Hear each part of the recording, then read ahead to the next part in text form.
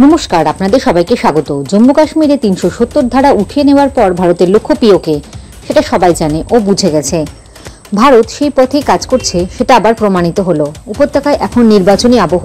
এই আবহে পাকিস্তান অধিকৃত কাশ্মীরের বাসিন্দাদের ভারতে আসার আহ্বান জানালেন কেন্দ্রীয় প্রতিরক্ষা মন্ত্রী রাজনাথ সিং।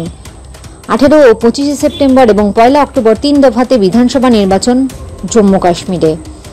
ইতিমধ্যে কংগ্রেস, বিজেপি সহ অন্যান্য রাজনৈতিক দলগুলি প্রচার শুরু করেছে। রবিবার নির্বাচনী প্রচারে উপত্যকায় আসেন রাজনাথ সিং। তিনি জম্মু কাশ্মীরের রম্বান জেলায় বিজেপি প্রার্থী রাকেশ সিং ঠাকুরের হয়ে প্রচার করেন। সেই সময় তিনি বলেন, জম্মু কাশ্মীরে সরকার করতে বিজেপিকে সমর্থন করুন। আমরা এলাকায় ব্যাপক উন্নয়ন করব। এত উন্নয়ন হবে যে তা দেখে পাকিস্তান অধিকৃত কাশ্মীরের বাসিন্দারা অবাক হয়ে যাবেন। তারা তখন নিজে থেকেই বলবেন, আমরা আর পাকিস্তানের সঙ্গে থাকতে চাই না, ভারতে যাব। ইতিমধ্যে পাকিস্তানের এক সলিসিটর জেনারেল একটি হলফনামায় সম্প্রতি জানিয়েছেন, পিওকে বা পাক অধিকৃত কাশ্মীরের অন্য দেশের জমি।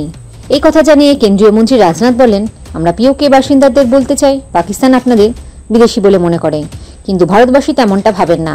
আপনারা আমাদের নিজেদের লোক, তাই ভারতে আসুন, আমাদের সঙ্গে যোগ দিন। 2019 সালের 5ই আগস্ট সংবিধানের বিশেষ 370 ধারা বিলুপ্ত হয়। এরপর উপত্যকায় ধারাবাহিক পরিবর্তন হয়েছে বলে দাবি করেন রাজনাথ সিং। তার মতে এখন উপত্যকায় যুবক যুবতীরা বন্দুকের বদলে হাতে ল্যাপটপ, কম্পিউটার নিয়ে ঘুরছে।